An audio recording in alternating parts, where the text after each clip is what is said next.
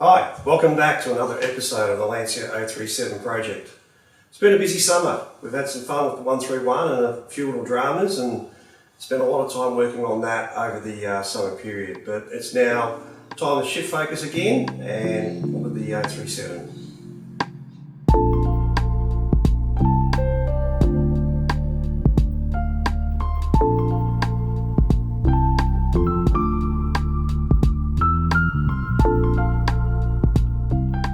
So just to recap, and first of all I want to thank you all for your feedback. It's been excellent, and one of the comments that we received was want to actually start looking at the car being rebuilt. And it's a long-term project, but you know, it's one of those things that needs to keep on moving along, otherwise you tend to lose motivation. So definitely back in first gear, and we are now looking at remaking the inner sills. So let's recap about where we were before.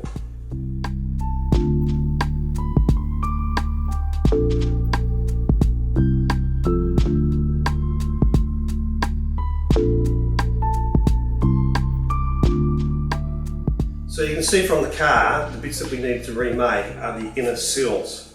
And there could have been a quicker way of doing this. I could have bought these parts out of Italy already made up, but they weren't the same pressings as the original Monte Carlo. The reason I decided to try and remake these is it is going to be a competition car. There is no carpet, I can't hide the inner circles, and I can't hide the channel in here, which are both for strengthening, but also cosmetically when you look inside the cockpit. I want you to see it's a real 037.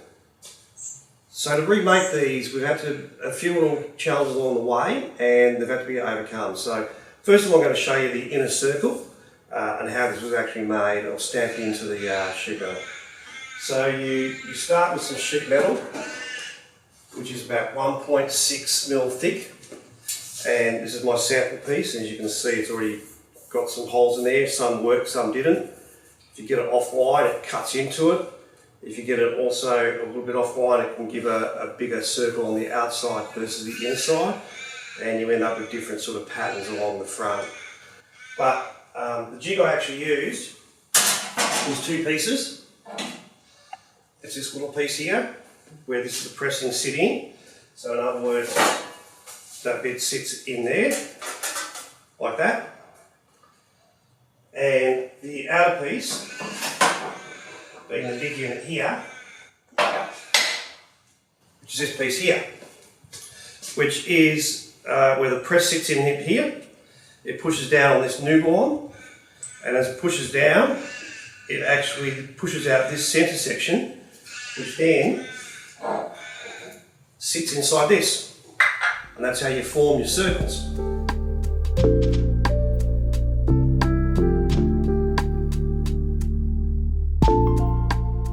Okay, so the unique features about this internal sill is that you've got the circles, you've got the round bend here, which is not just a normal 90-degree bend, it's actually what I call a pipe bend, so it's the angle of a pipe, more of a circular bend, and then the channel in the bottom here. So when you're actually building a sill, you have to think about the process around which order it goes in. So the first piece was to get a flat piece of sheet metal, 1.6 mil thick, do your circles, then make the bend, then put the channel in, then do the folds at the end to get the finished product. And you can see that this is one of the finished products here.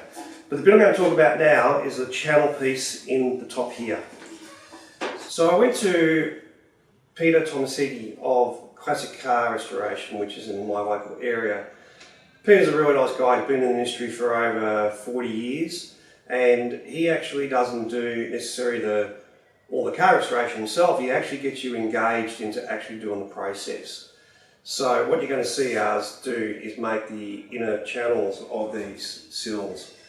First of all, what you need to do that is this type of jig. So we took a resin mould of this section here, and then basically we had these drawn in CAD and then cut out laser cut, and basically these two channels sit like that, and that's how you make the inner channels.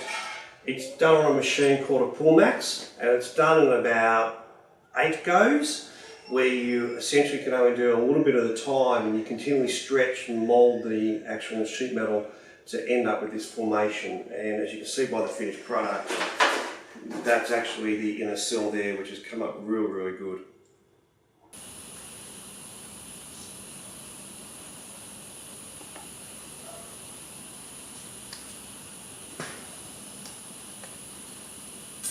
Okay.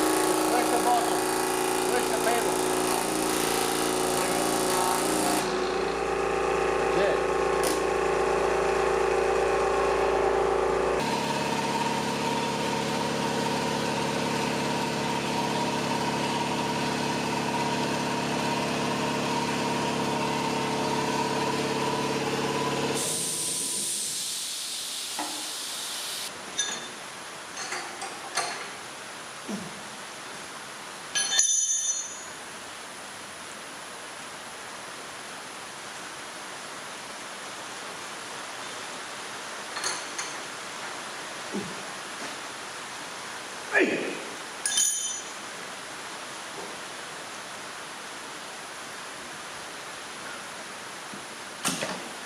All right.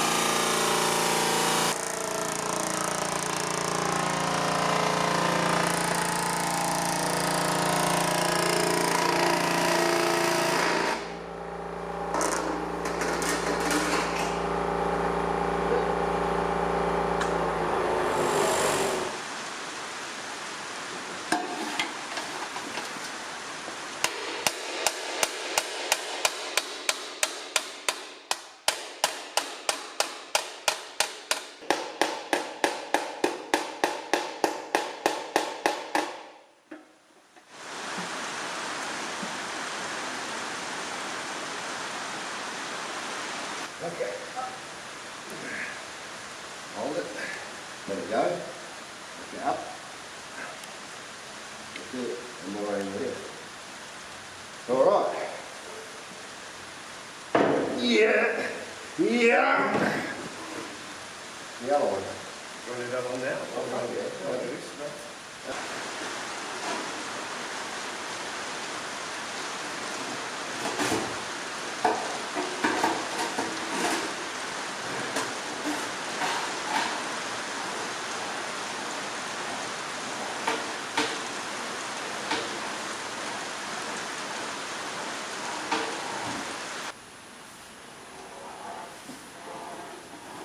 Nothing here anyway.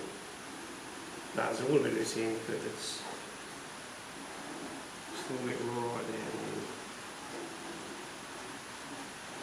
That's it. That's it. 2 seals done. 2 seals done.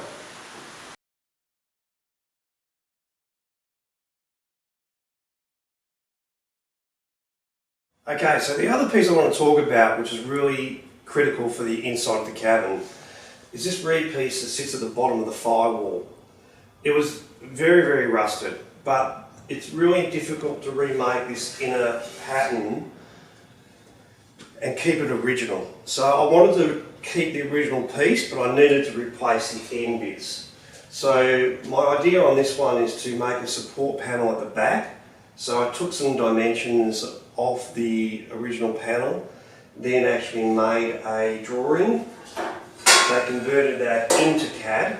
So I did this in a PDF file, like drew it and then put it in a PDF file. And they laser cut this out for me, which is actually going to be a support panel, which sits into the back of this behind me. It'll get welded to the top piece there. Then, what I can actually do, I can actually then cut out the sections that I've marked here and replace them with these ones that I've made here.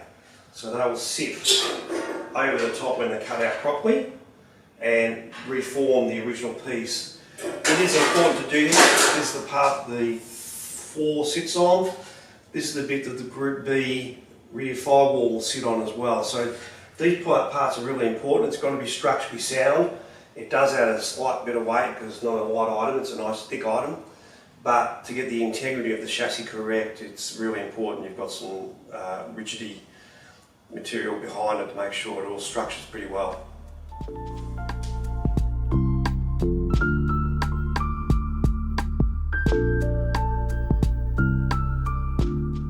So as you can see, we've got all the pieces necessary now to construct the centre section of the Monte Carlo to turn into an 037 rally. We've got brand new floor pans from Italy. We've got all the sills required.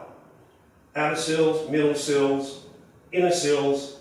We've got pieces to actually refabricate the rear firewall. Very, very important to get it right. And we've got everything to go back into the car. Once they go back in, this rear section can now be converted to a Group B spec 037 rally. But to do that, we decided to hand it over to a professional. And we'll still get some footage of it, so you still see how it progresses.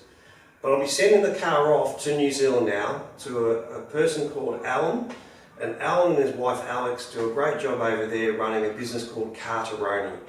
Carteroni make a Group B spec 037 rally conversion from Monte Carlo. All the space frame chassis are based on original documentation and diagrams from a car. The car got a customer car in there at the moment being built, and mine was follow on right after it. So he's done a lot of learning, a lot of fabrication, but it just saves reinventing the wheel every time you want to do something in a distant place. It made sense, given the low cost, to ship it off, get Alan, who's a professional, knows what he's doing first up, to convert this to a Group B spec Monte or 037 rally.